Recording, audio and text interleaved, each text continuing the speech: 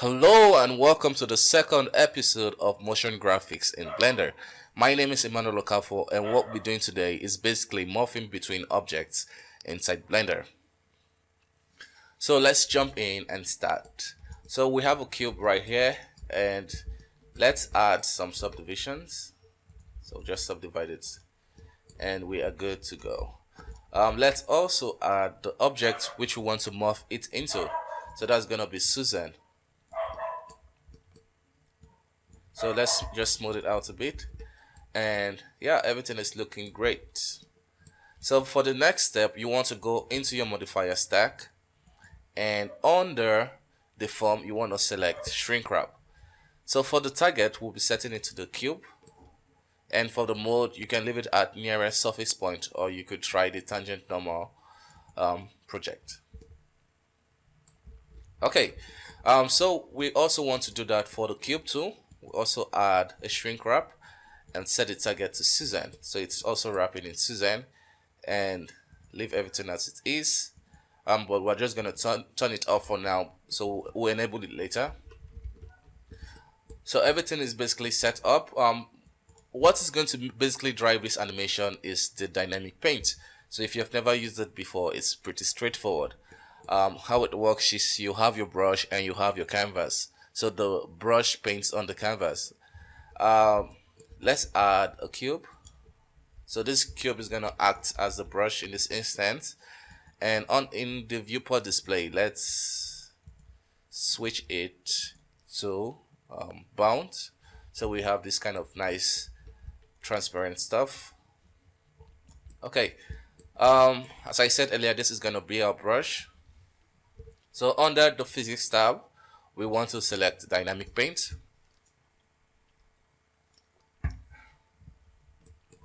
and then we want to switch it from canvas to brush, and then we'll add brush.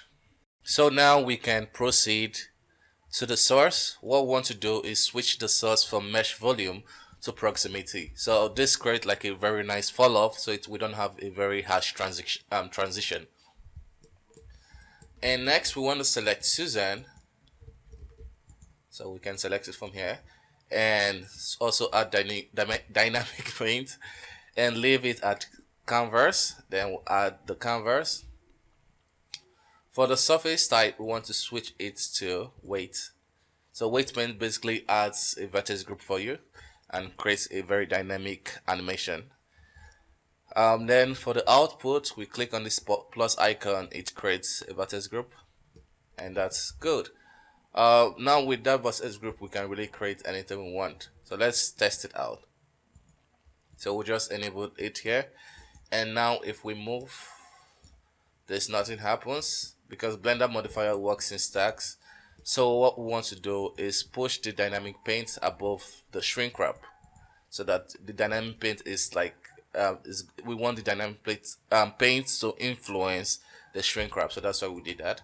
And now when we move this, we have this nice effect. Okay, but it's working in reverse to what I want. So I want it to be already shrinked at the start of the animation, and then reveal itself when I move the brush. So I will just flip it. So now it's doing the opposite. Okay. So let's set this up for the cube too. Selecting the cube, we want to go to the physics tab, dynamic paint, canvas, add canvas, also set it to weight, and add this. And now we can flip it and also add the vertex paint. And now when we move this, so because we had the shrink wrap also applied to the cube, we can have it try to take the form of Susan. So we can even make the effect more prominent if we add the subdivision modifier above the shrink wrap, so that it has more geometry to play with.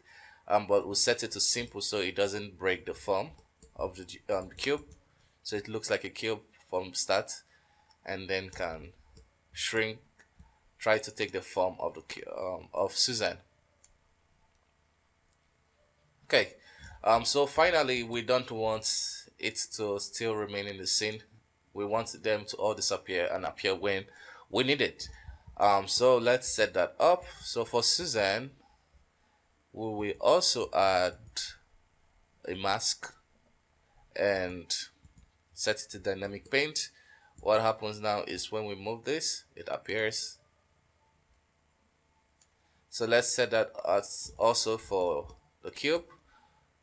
We'll also add a mask and set it to the dynamic weight paint, but this time we're going to flip it.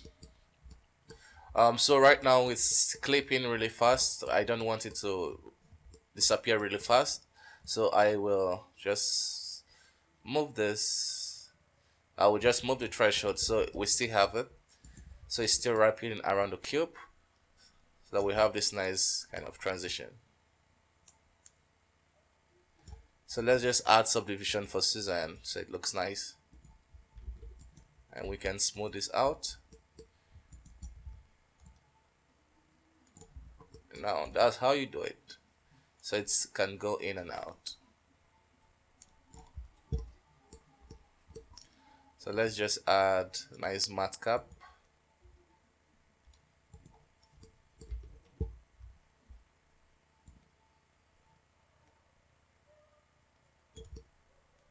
Yeah, so that's basically how you can achieve this effect. You can even create more nice stuff with modifiers. Just keep playing with it. Blender is really powerful when it comes to using modifiers. Yeah, so that's it, guys. Thank you so much for watching this tutorial. I hope it was helpful. If you enjoy it, don't forget to give this video a thumbs up, and if you wish to see more from me, don't forget to hit that subscribe button. Bye bye for now. See you next time.